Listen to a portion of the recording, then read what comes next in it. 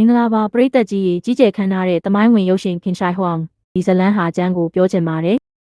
်သူတို့ကသူ့ကိုပထမဆုံးဧကရစ်လို့ခေါ်ကြတဲ့စစ်ကြောင့်ပြိုကွဲနေတဲ့ကဘာကြီးကိုစူးစီးပေးခဲ့တဲ့လူပြီးတော့တေမင်းကိုယ်တိုင်ကိုအောင်နိုင်ဖို့စူးစမ်းခဲ့တဲ့လူအသိပညာကိုထိန်းချုပ်ဖို့စာအုပ်တွေကိုမိရှို့ခဲ့တဲ့အမှန်တရားကိုတိတ်ဆိတ်စေဖို့ပညာရှင်တွေကိုမြုပ်နှံခဲ့တဲ့ကောင်းကင်ကနေမြင်နိုင်လောက်အောင်ကြီးမားတဲ့နေရန်တွေကိုတိစောက်ခဲ့တဲ့မြေကြီးအောက်မှာလည်းနက်နက်ရှိုင်းရှိုင်းမြင်နိုင်တဲ့ထားဝဲရသူ့ကိုကာကွယ်ဖို့ရှွန့်စေးတက်ကိုထုလုပ်ခဲ့တဲ့ဒါပေမဲ့ကဘာကြီးကိုပိုင်ဆိုင်ပြီးသားလူတစ်ယောက်ကိုဘာကတွန်းအားပေးခဲ့တဲ့သူမအမိတ်ပေးနိုင်တဲ့တခုတည်းသောအရာကိုကြောက်ရွံ့စေခဲ့တယ်အာနာဆွဲလန်းမှုမတည်နိုင်သောဘဝသူ့ရဲ့အင်ပါယာဟာတကယ်ဖြစ်ခဲ့တဲ့သူ့ရဲ့ယူသွမှုဟာဒဏ္ဍာရီဆန်ဆန်ပဲသူ့ရဲ့ဇလန်းကအခုမှစတင်ခဲ့တာပါတာကထာဝရနေထိုင်ဖို့စ조사ခဲ့တဲ့ဧကရက်ခင်ရှိုင်ဟွမ်ပါကဘာကတရုတ်နာမည်ကိုမသိခင်နှစ်ပေါင်း2000ကျော်ကမြေဟာစစ်မှတ်ဖြစ်ပွားနေတဲ့နိုင်ငံ9နိုင်ငံအဖြစ်ပိုင်းခြားခံခဲ့ရပါတယ်တနိုင်ငံစီဟာဂုံတိတ်ခါအတွက်အာနာအတွက်တိုက်ပွဲဝင်ခဲ့ကြပါတယ်ရှင်တန်ဖို့အတွက်မျိုးဆက်တွေဟာအဆုံးမဲ့စစ်ပွဲမှာမွေးဖွားတည်ဆုံးခဲ့ကြပါတယ်အဲ့ဒီရှုပ်ထွေးမှုတွေကြားမှာယောက်ျားလေးတစ်ယောက်မွေးဖွားအားလာခဲ့ပါတယ်ရင်ချောင်းလို့ခေါ်တဲ့မင်းသားတစ်ပါးသူ့ဖေဟာပြိုင်ဘက်တရားရုံးမှာဖမ်းဆီးခံထားရတဲ့တစားခံဘရင်တယောက်ပါသူ့မိဟာအရှုပ်တော်ပုံထဲမှာပါဝင်ပတ်သက်နေတဲ့ကိုလုတ်တော်တယောက်ပါသူ့ရဲ့ငယ်ဘဝဟာအနေရီနဲ့ပြည့်နေခဲ့ပါတယ်လိမ်လည်မှုနဲ့တေချင်းတရားရဲ့အရေးအယောင်တွေအဆက်မပြတ်ခံစားနေရပါတယ်အသက်73နှစ်အရွယ်မှာသူဟာချင်းဘရင်ရဲ့ဒီနန်းကိုအမွေဆက်ခံခဲ့ပါတယ်တေးငယ်ပေမဲ့ရီမန်းချက်ကြီးတဲ့နိုင်ငံတော်တစ်ခုပါပဲအများစုအတွက်တော့သူဟာကလေးဘရင်တယောက်ပါသူ့ရဲ့ဝင်ကြီးတွေအတွက်တော့ရုပ်သေးရုပ်တရုပ်လိုပါပဲဒါပေမဲ့ကောင်လေးဟာမြင်မြနဆန်ဆန်တင်ယူခဲ့ပါတယ်သူ့ရဲ့ရန်သူတွေကိုလေ့လာခဲ့ပြီး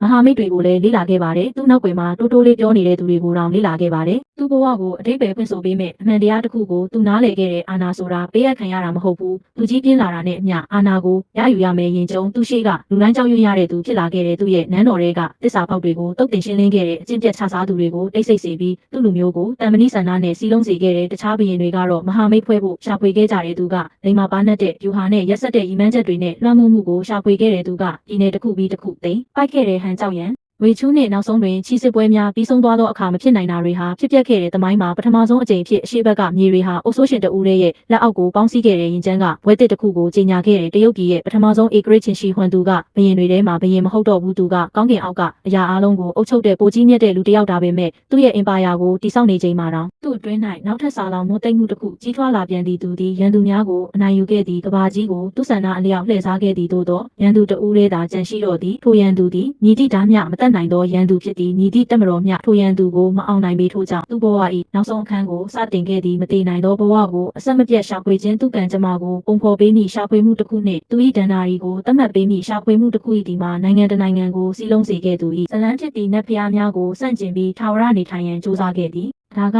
ချင်းရှိဟွမ်ရဲ့ဇလန်းပါတရုတ်ပြည်ရဲ့ပထမဆုံးဧကရစ်259ခုနှစ်မှာယောက်ျားလေးဘရင်တစ်ပါးပေါ်ထွန်းလာခြင်းခရစ်တော်မပေါ်မီကတရုတ်နိုင်ငံဖြစ်လာမဲ့ကဘာကြီးဟာစစ်မြေပြင်တစ်ခုလိုပါပဲနိုင်ငံ9နိုင်ငံဟာအဆုံးမရှိတိုက်ခိုက်ခဲ့ကြတယ်သူတို့ရဲ့ဘရင်တွေဟာအာဏာကိုရင်မှုခဲ့ကြတယ်သူတို့ရဲ့ပြည်သူတွေဟာသွေးနဲ့မီးထဲမှာပိတ်မိနေခဲ့ကြတယ်အဲ့ဒီနိုင်ငံတွေတဲကတခုမှတော့ကလေးတစ်ယောက်မွေးဖွားခဲ့တယ်သူ့နာမည်ကရင်ကျန်းပါခြင်းဘရင်ရဲ့သားတော့ဒါပေမဲ့သူ့ရဲ့မွေးဖွားခြင်းမှာတော့အရှုပ်တော်ပုံနဲ့လှည့်စားမှုတွေကအရေးအယောင်ပြနေခဲ့ပါတယ်သူမွေးဖွားချိန်မှာသူ့ဖေကချင်းမမရှိခဲ့ပါဘူးသူကပြိုင်ဘက်ပြည်နယ်ဖြစ်တဲ့ဆောင်းမှာတစားကန်ဖြစ်ခဲ့ပါတယ်ပိုကြီးတဲ့စစ်ပွဲတစ်ခုမှာကစားနေတဲ့နေရုပ်တရုပ်ပါသူ့အမေကမေးခွန်းထုတ်စရာတစ္ဆာဆောင်တိမှုရှိတဲ့ကိုလုတ်တော်တယောက်ပါအဆက်မပြတ်တန်တရားဝင်နေခဲ့ရပါတယ်သူမျက်လုံးဖွင့်လိုက်တဲ့အချိန်ကစပြီးဘာမှမကြားရပါဘူးရင်ကျုံဟာရန်သူတွေဝိုင်းရံခံထားရပါတယ်သူ့ရဲ့နန်းတော်နန်းရံတွေအတွင်းနဲ့အပြင်ဘက်မှာနန်းတွင်းဘဝဆိုတာဂုံတိတ်ခါဒါမှမဟုတ်တီလာနဲ့မသက်ဆိုင်ဘူးဆိုတာကိုအစောပိုင်းကတည်းကသူသိခဲ့ပါတယ်ရှင်တန်ရက်တီရဲ့အကြောင်းပါအပြုံးတိုင်းဟာဓာတ်တစ်ချောင်းကိုဖုံးကွယ်ထားနိုင်ပါတယ်မဟာမိတ်တိုင်းဟာတစ္ဆာဖောက်ဖြစ်သွားနိုင်ပါတယ်ငငယ်တုန်းကဝင်ကြီးတွေလိန်ညာတာကိုသူကြည့်ခဲ့ပါတယ်ဘိုးချုပ်ကြီးတွေကြံစီပြီးမှုမှတ်တွေ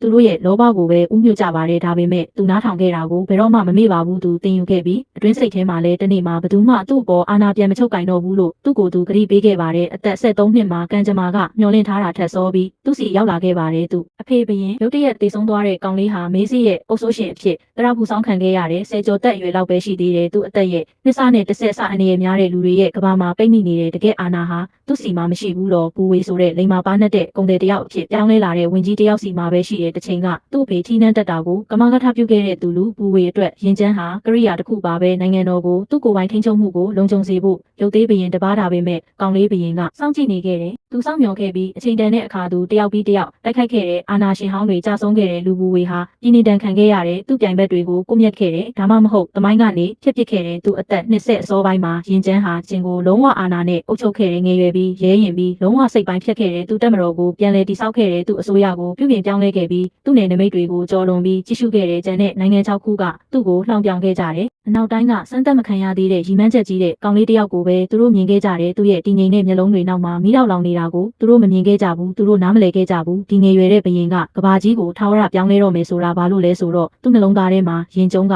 အနာဂတ်ကိုမြင်တွေ့ပြီးသားဖြစ်လို့ပဲလူမျိုးတစ်မျိုးလေးသောအင်ပါယာအုပ်ချုပ်သူတဦးတည်းတကယ်ဖြစ်လာအောင်ဘာကိုမှမရက်တန့်ဘူးရင်ကျန်းလူတစ်ယောက်ဖြစ်လာတဲ့အချိန်မှာတရုတ်နိုင်ငံပေါင်းစည်းခြင်းချင်နိုင်ငန်တော်ဟာဝေးလံတဲ့အင်အားစုတစ်ခုမဟုတ်တော့ဘူးအနောက်ဘက်တောင်တန်းတွေရဲ့နောက်ွယ်မှာပုံအောင်နေတဲ့ဒါဟာမုံတိုင်းတစ်ခုလိုမြင့်တက်နေပြီးသူ့ရဲ့တက်တွေဟာစီကန်းရှိကြတယ်သူ့ရဲ့စစ်ဗိုလ်ချုပ်တွေဟာတစ္ဆာရှိပြီးဘရင်ဟာရက်တန့်လို့မရနိုင်ဘူးသူ့မှာတရုတ်နိုင်ငံတစ်ခုလုံးကိုတစ်ခုတည်းသောအုပ်ချုပ်မှုအောက်မှာထားရှိဖို့ယူပါယုံတစ်ခုရှိတယ်ရာစုနှစ်များစွာကြာဗရန်ဗရာဖြစ်မှုကိုအဆုံးသတ်ဖို့ဘယ်တော့မှပြိုလဲမှာမဟုတ်တဲ့အင်ပါယာတစ်ခုဖန်တီးဖို့ကြံတဲ့နိုင်ငံ6ခုကဒီအကြံစီကိုရေမောကြတယ်သူတို့ဟာစစ်ဘရင်များစွာပေါင်းစည်းဖို့အိမ်မက်ပြီးကြဦးစားရင်အသက်ဆုံးတာကိုမြင်တွေ့ခဲ့ရတယ်ဒါပေမဲ့ချင်းကတော့မတူဘူးချင်းမှာစိတ်ရှိမှုရှိတယ်ချင်းမှာတန်မဏိရှိပြီးမေးစေမှာရင်ကျန်းရှိတယ်သူဟာအားနည်းဆုံးနဲ့စတင်ခဲ့ပါတယ်ဟန်နိုင်ငံတော်ကိုတစ်ချိန်နဲ့ချေမုန်းနိုင်ခဲ့ပြီးတော့သူ့ရဲ့စစ်သားတွေကသူ့ဖေကိုဒဆခံဖြစ်ဖမ်းဆီးခဲ့တဲ့ရှားပေါ်လာပါတယ်သူကသူတို့ကိုတနာကျင်နာမှုမပြခဲ့ပါဘူးနောက်တော့ဝေကြဆုံးခဲ့ပါတယ်မြို့တွေဟာမေးစိအောက်မှာမီးလောင်နေပါတယ်ပြီးတော့ဖြူကြီးမားပေမဲ့ကွဲပြားနေပါတယ်တစ္ဆာဖောက်မှုကြောင့်ပြိုကွဲနေတဲ့ရန်ကသူ့ကိုလှုပ်ကြံတက်ဖြတ်သူတွေနဲ့ရက်တန့်ဖို့စ조사ခဲ့ပါတယ်တယောက်ယောက်ကသူ့နှလုံးသားကိုထိမှန်လူနီးပါးပါပဲဒါပေမဲ့သူအသက်ရှင်ခဲ့ပြီးသူ့ရဲ့လက်စားချေမှုကလုံးဝပါပဲနောက်ဆုံးတော့ချိုင်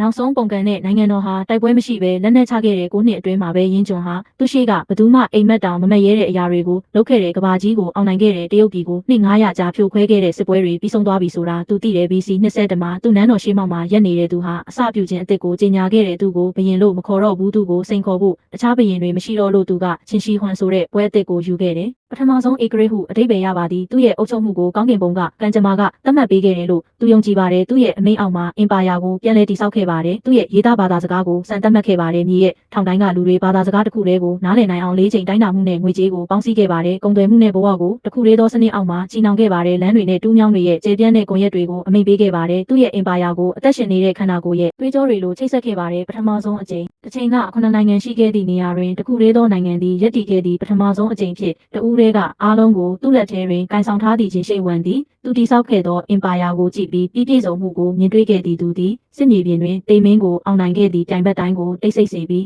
းသမိုင်းကိုသူ့ဆန္ဒအတိုင်းပြုပြင်ပြောင်းလဲခဲ့သည်သို့သောသူ၏အင်ပါယာကြီးထွားလာသည်နှင့်အမျှမှောင်လိုက်သောအရာတစ်ခုသည်သူ့အတွင်း၌ကြီးထွားလာသည်သူတိဆောက်ခဲ့သမျှပျောက်ကွယ်သွားနိုင်သည်ဟူသောကြောက်ရွံ့မှုတစ်ခုအကြီးမြတ်ဆုံးဧကရစ်ပင်လွတ်မြောက်နိုင်မည်မဟုတ်ပေလူသားအလုံးကိုအုပ်စိုးခဲ့တဲ့ရန်သူတဦးတည်းသူရဲ့အုပ်ချုပ်မှုအောက်မှာတရုတ်ကိုစီးလုံးစေခဲ့တဲ့အင်ပါယာတစ်ခုတိဆောက်ခြင်းချင်းရှိဟွမ်ဟာအောင်နိုင်သူကနေဖန်ဆင်းခြင်းစီကိုကူးပြောင်းခဲ့တဲ့ဒါဟာသူ့ကိုအာဏာပေးခဲ့တဲ့အခုတော့သူဟာအဲ့ဒီအာဏာကိုအသုံးပြုပြီးယဉ်ကျေးမှုတစ်ခုကိုပုံဖော်တော့မှာပဲထာဝရတည်တတ်မဲ့သူ့ရဲ့အင်ပါယာကိုအသက်ဝင်တဲ့ဆက်တစ်ခုအဖြစ်မြင်ခဲ့တယ်ပြီးတော့သူဟာသူ့ရဲ့နှလုံးခုန်တန်ပဲပြည်နယ်တိုင်းဥပဒေတိုင်းလမ်းတိုင်းဂင်္ဂတိုင်းအားလုံးသည်တစ်ခုတည်းသောယူပါယုံအမိန့်ကိုဖြည့်ဆည်းပေးရမည်သူသည်တောင်များကိုဖျက်၍လမ်းများဖောက်လုပ်ရန်အင်ဂျင်နီယာများကိုစေလွှတ်ခဲ့သည့်တရုတ်နိုင်ငံ၏မြစ်ကြီးများကိုဆက်သွယ်ပေးသောတူးမြောင်းများတိဆောက်ရန်ကုန်သည်များသည်ယခုအခါအင်ပါယာ၏တစ်ဖက်ဆုံးမှတစ်ဖက်ဆုံးသို့ခရီးသွားလာနိုင်ပြီးတူညီသောဘာသာစကားကိုပြောဆိုသောဒင်္ဂါများကိုအသုံးပြု၍တူညီသောအလေးချိန်များဖြင့်တိုင်းတာခြင်းသည်မြေယာ၏စီးလုံးညီညွတ်မှုသာမကထိုစီးလုံးညီညွတ်မှုကိုထိမ့်သိမ်းရန်စိတ်၏စီးလုံးညီညွတ်မှုလည်းဖြစ်သည်သူသည်အပြည့်အဝထိန်းချုပ်မှုကိုတောင်းဆိုခဲ့သည်စစ်မှန်ဖြစ်ပွားရာပြည်နယ်များ၏ရှုပ်ထွေးမှုဆိုင်ရာရှေးဟောင်းအတွေးခေါ်များပညာရှင်များကဗျာဆရာများတမိုင်းပညာရှင်များတို့သည်ယင်းတို့ကိုချင်းချောက်မှုများအဖြစ်မြင်ခဲ့သည်သူတို့သည်ဂုဏ်သိက္ခာကိုကျင့်တရားအာဏာကန့်သက်ချက်များအကြောင်းပြောဆိုခဲ့ကြသည်သို့သောချင်းရှိဟွမ်သည်တခုတည်းသောအမှန်တရားကိုသာယုံကြည်ခဲ့သည့်ဧကရစ်သည်ဥပဒေဖြစ်သောကြောင့်မတွေးဝန်းစရာများကိုအမိန့်ပေးခဲ့သည့်စာအုပ်ထောင်ပေါင်းများစွာကိုမိရှို့ခဲ့သည့်ပညာရှင်ရာပေါင်းများစွာကိုအရှင်လက်လက်မြုပ်နှံခဲ့သည့်ရာစုနှစ်များစွာကိုပုံဖော်ခဲ့သောအသိပညာကိုမျိုးဆက်တစ်ခုတည်းတွင်ဖျက်ပစ်ခဲ့သည့်သူကရင်းကိုတန့်စင်ခြင်းဟုခေါ်ဆိုသည်ကဘာကြီးကဒါကိုအာဏာရှင်စနစ်အဖြစ်မှတ်မိနေလိမ့်မယ်သူရဲ့ယူပါယုံကိုဆက်လက်တွန်းအားပေးနေစေကဘာကမြင်ဘူးသမျှထဲမှာအကြီးကျယ်ဆုံးဆောက်လုပ်ရေးစီမံကိန်းကိုစတင်ခဲ့တဲ့အေယာမနေရန်ကြီးတစ်ခုအင်ပါယာရဲ့မြောက်ပိုင်းနယ်စပ်ကိုကာကွယ်ဖို့မိုင်ထောင်ပေါင်းများစွာဆန်တန်းထားတဲ့ရွာတွေကလယ်သမားတွေကိုသူတို့ရဲ့အိမ်တွေကနေခေါ်ဆောင်သွားခြင်းပုံထဲမှာတည်ဆုံသွားတဲ့အထိအလုတ်ကျန်းလုတ်ခိုင်းတဲ့စစ်သားတွေကြောက်တောင်တတောင်ပြီးတတောင်တနေ့မှာတရုတ်နိုင်ငံရဲ့မဟာတတိုင်းလိုခေါ်ဝေါ်မဲ့အရာကိုသူတို့တည်ဆောက်ခဲ့ကြတယ်သူ့အင်ပါယာရဲ့အဓိကနေရာမှာသူကနောက်ထပ်အထိမ်းအမှတ်အဆောက်အဦတစ်ခုမှယူခဲ့တယ်လို့တစ်ဆက်ထောင်နေထိုင်နိုင်တဲ့ကျယ်ဝန်းတဲ့နန်းတော်တစ်ခုဖုံနန်းတော်ဟာသူ့ရဲ့ကဘာမြေပေါ်က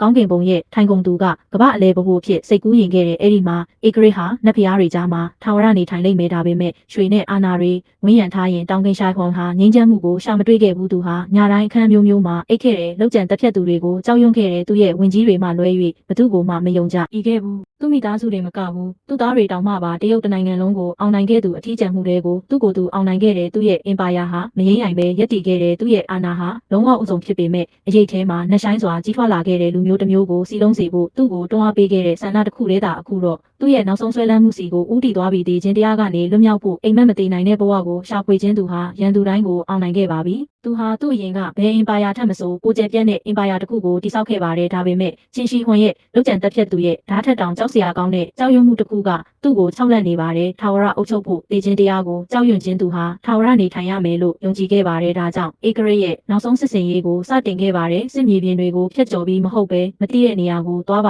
တယ်သူဟာအဲကမီပညာရှင်တွေကိုခေါ်ခဲ့ပါတယ်အင်ပါယာရဲ့ထောင်တိုင်းကနဝိဇာတွေနဲ့ပညာရှင်တို့ဒီကိုခေါ်ခဲ့ပါတယ်သူတို့ဟာအရှိဘက်ကတန်ရှင်းတဲ့ကျွန်းတွေအကြောင်းပြောဆိုခဲ့ကြပါတယ်အဲ့ဒီမှာမတည်နိုင်တဲ့သူတွေနေထိုင်တယ်လို့ဆိုကြပါတယ်မတည်နိုင်သောသူများနေထိုင်ကြသည်ဟုဆိုကြသည့်နေရာထာဝရအသက်၏ပြည့်ဝချက်ကိုတည်သောတရဝများဧကရစ်ကနားထောင်ပြီးယုံကြည်ခဲ့သည့်အရှိဘက်ပင်လယ်များသို့ရွှဲလွှင့်ရန်ကြီးမားသောစူးစမ်းရှာဖွေရေးသမားများကိုအမိန့်ပေးခဲ့သည့်မတည်နိုင်သောဆေးရည်ကိုရှာဖွေပြီးသူ့ထံပြန်ယူဆောင်လာရန်အမိန့်ပေးခဲ့သည့်ရေတက်သင်္ဘောများအားလုံးမိုးကုတ်ဆောက်ဝိုင်းအပြင်ဘက်တွင်ပျောက်ကွယ်သွားခဲ့သည့်သူ့နန်းတော်များအတွင်ဘယ်တော့မှပြန်မလာတော့ပါရှာဖွေမှုသည်ပုံမှုမှောင်မိုက်လာသည်သူ၏အဲကမီပညာရှင်များသည်ဆေးရည်များကိုစတင်ပြုလုပ်ခဲ့ကြဒီကြောက်စိမ့်ရွှေနှင့်ပြဓာဖြင့်ပြုလုပ်ထားသောတောက်ပသောအရေးများသူတို့ကသူ့ကိုအဆုံးမရှိအသက်ကိုဂရုပေးခဲ့သည်သူအားလုံးကိုတောက်ခဲ့ပေမဲ့သူ့ကိုထာဝရအသက်မပေးခဲ့ပါဘူးပြဓာဟာသူ့စိတ်နဲ့ခန္ဓာကိုယ်ကိုဖြည်းဖြည်းချင်းအစိတ်သိစေခဲ့ပါတယ်နှစ်တွေကြာလာတာနဲ့အမျှခင်ရှိုင်ခွန်ဟာတန်တရားစိတ်တွေလွှမ်းမိုးခံခဲ့ရပါတယ်လုတ်ကြံတက်ဖြတ်သူတွေကိုရှောင်ရှားဖို့ညတိုင်းသူ့ရဲ့အိတ်ခမ်းတွေကိုပြောင်းလဲခဲ့ပါတယ်ခီးမထွက်ခင်လမ်းတွေကိုရှင်းလင်းဖို့အမိန့်ပေးခဲ့ပါတယ်ဘသူမှသူ့မျက်နှာကိုမမြင်ရအောင်လို့ပါသူဟ